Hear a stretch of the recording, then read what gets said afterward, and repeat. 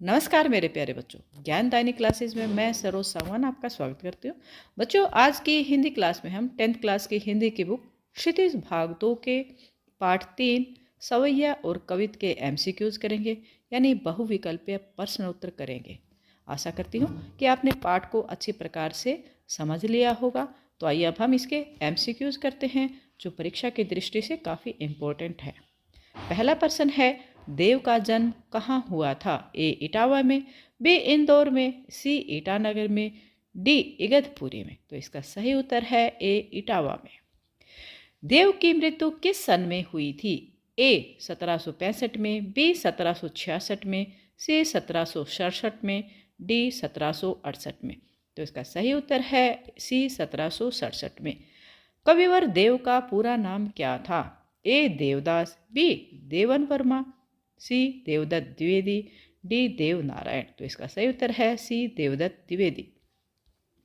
देव कैसे कवि हैं? ए छायावादी, बी दरबारी, सी आशावादी, डी इनमें से कोई नहीं। तो इसका सही आंसर है बी दरबारी।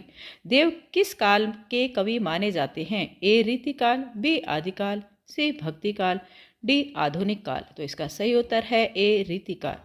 कृष्ण कैसे वस्त्र धारण किए हुए हैं? ए काला, बी लाल, सी सफ़ेद, डी पीला। तो इसका सही उत्तर है डी पीला। कवि ने कामदेव के शिशु के रूप में किस ऋतु की कल्पना की है? ए ग्रीष्म ऋतु की, बी शरद ऋतु की, सी वर्षा ऋतु की, डी वसंत ऋतु की। तो इसका सही उत्तर है वसंत ऋतु की। अगला है, बसंत रूपी शिशु के लिए क्या चीज़ पालने का काम कर रही है? ए पवन, बी पेड़ की डालियाँ, सी माँ की गोद, डी इनमें से कोई नहीं। तो इसका सही उत्तर है बी पेड़ की डालियाँ। कवित में बालक को कौन झूला झुला रहा है? ए पवन, बी पेड़ की डालियाँ, सी माँ, डी इनमें से कोई नहीं। तो इसका सही उत्तर है ए पवन। जग मंदिर किसे कहा गया है? ए पृथ्वी को, बी समुद्र को, सी मंदिर को, डी संसार को। तो इसका सही उत्तर है डी संसार को। जय जग मंदिर दीपक में कौन सा अलंकार है? ए उपमा, बी अनुप्रास, सी पुनरुक्ति प्रकाश, डी रूपक। तो इसका सही उत्तर है डी रूपक। कृष्ण कमर में क्या पहने हुए हैं? ए माला, बी कमरधनी, सी डोरी, डी इनमें से कोई नहीं। तो इसका सही उत्तर है बी कमरधनी। कृष्ण के चरणों में क्या सुशोभित है? ए पुष्प, बी नुपुर, सी खड़ाऊ, डी इनमें से कोई नहीं। तो इसका सही उत्तर है बी नुपुर। अगला है, कृष्ण की छाती पर किसकी माला सुशोभित हो रही है? ए सोने की माला, बी हीरे का हार, सी फूलों की वनमाला, डी इनमें से कोई नहीं। तो इसका सही उत्तर है सी फूलों की वनमाला। श्री कृष्ण ने माथे पर क्या धारण किया हुआ है? ए ताज, बी मुकुट, सी साफा, डी कलगी। तो इसका सही उत्तर है बी मुकुट।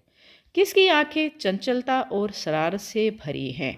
ए कृष्ण की, बी राधा की, सी मीरा की, डी शिशु की। तो इसका सही उत्तर है ए कृष्ण की। कृष्ण के शरीर का रंग कैसा है? ए सांवला, बी गोरा, सी काला, डी गेहुआ। तो इसका सही उत्तर है ए सांवला। किसकी जगमगाहट राधा की सखियों की तरह लग रही है? ए सूर्य की, बी सौंदर्य की, सी बल्ब की, डी तारों की। तो इसका सही उत्तर है डी तारों की। कवि ने चांदनी रात की सुंदरता को किन रूपों में देखा है? ए आकाश में स्फटिक शिलाओं से बने मंदिर के रूप में, बी दूध की झाग से बने फर्श के रूप में, सी दही से उछलते समुद्र के रूप में, डी उपर्युक्त सभी। तो इसका सही उत्तर है डी उपर्युक्त सभी। अगला है, मदन शब्द का अर्थ है? ए नशा, बी कामदेव, से अभिमान, डी शराब। तो इसका सही उत्तर है बी कामदेव। कृष्ण का मुख किसके समान कांति से परिपूर्ण है? ए सूर्य, बी चंद्रमा, सी तारों, डी फूल। तो इसका सही उत्तर है बी चंद्रमा। कवि के अनुसार श्री ब्रज दुल्हा कौन है? ए विष्णु, बी श्री कृष्ण, सी गवाले, डी बाबा नंद। तो इसका सही आंसर है बी श्री कृष्ण। अगला है, हाथ की ताली बजाकर बसंत को कौन प्रसन्न करता है? ए मोर, बी तोता, सी कोयल, डी कबूतर।